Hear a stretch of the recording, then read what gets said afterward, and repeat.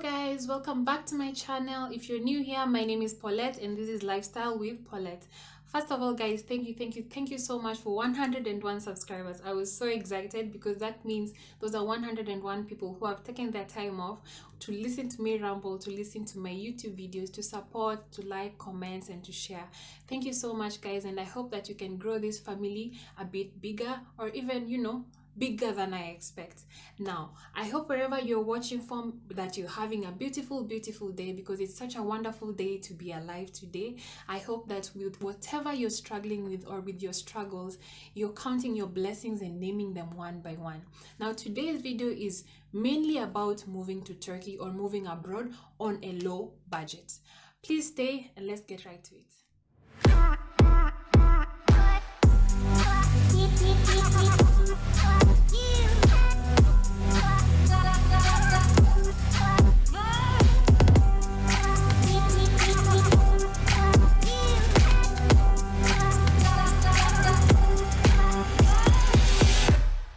My first point would actually be look for scholarships. Make websites your main friend. Make Google your main friend.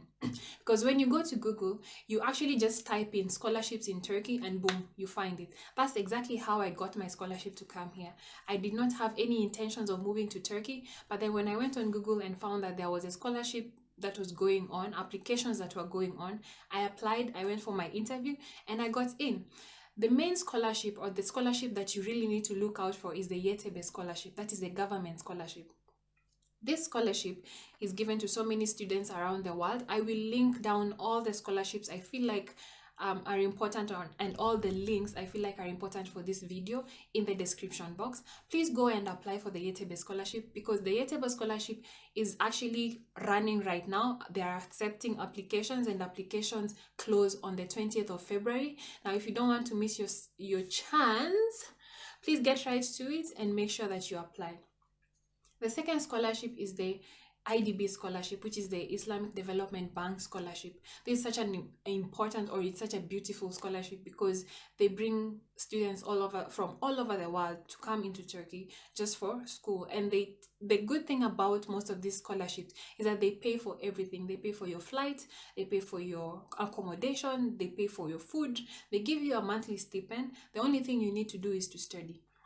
Now, the down part to these scholarships, though, I'm not going to call it a down part, but I'm going to say that to keep getting this scholarship, you have to keep showing that you are studying, because it is a merit scholarship. Most of them are merit scholarships.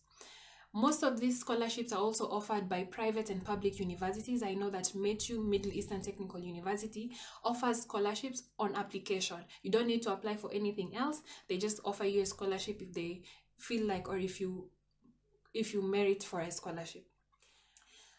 My second point would actually be to apply to individual universities. Apply. Like I said, make Google your main friend.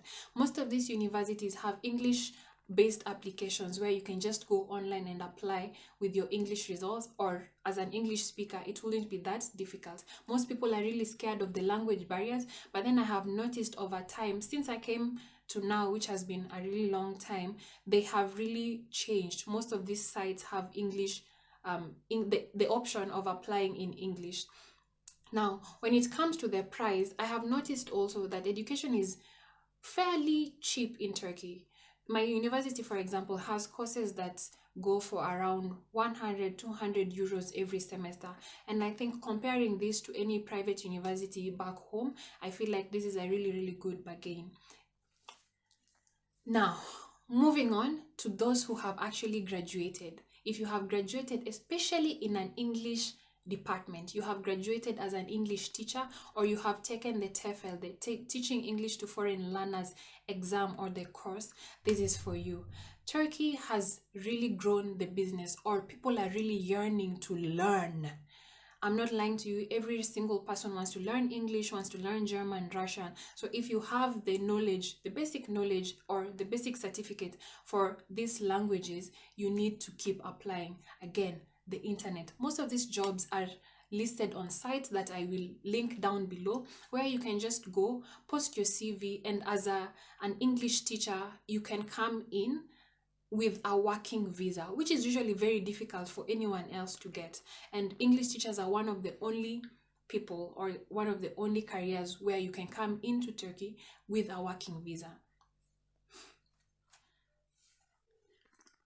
Going back to education, or people who haven't graduated, or anyone who really just wants to learn a new language, this is for you, because my fifth point is apply to aTurkısh. aTurkısh is a school or an institution that teaches Turkish as a language. The easiest way, let me just tell you, the easiest way to move to any single country is to move in as a student. Getting a student visa is far much easier than getting a tourist visa, getting a work visa, or getting a work permit. Now, if you need or you want to move to Turkey, the other way would be applying to aTurkısh, or a language center that teaches Turkish. You come in, also not just for the language, you learn the culture, you learn the different people, but then once you're in here, you decide whether you want to stay, whether you want to apply to a university, or whether you want to apply for work, depending on your main interest.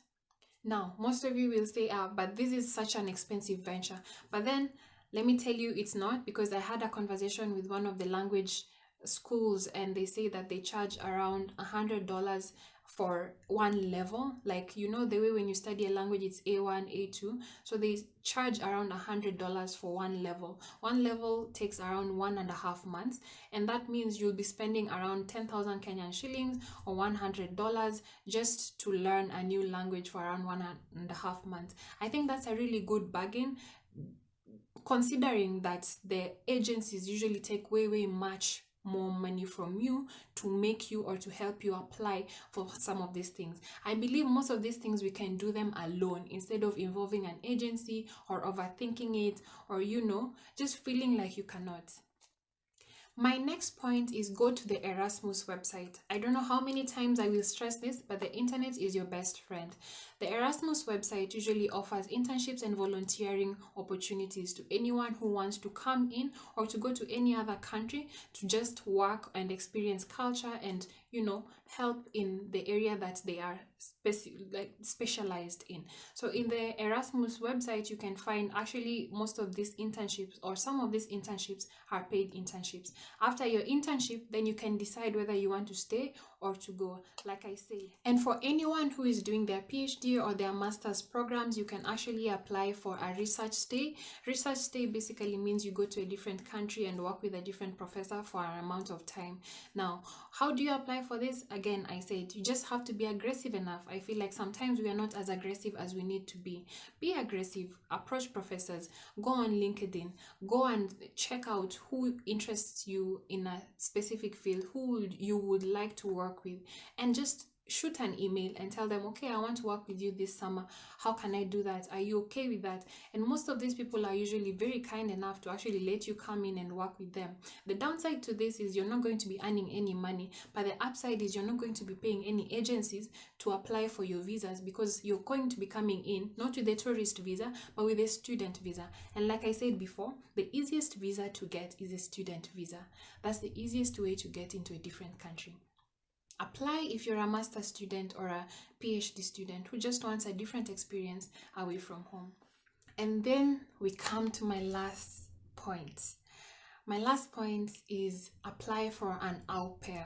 Okay, I don't know if I said it right, but then you can come in also as a nanny. There's the Aupair website where you go and you register, and after you register you can write down your experiences. And an au pair actually doesn't need a certificate or an experience. You're just here maybe to teach the children some English. Like I said, English is a very important, you know, language in this society right now, and most people want to teach their children English. So most people on au pair are actually looking for native speakers or people who speak English as their first language.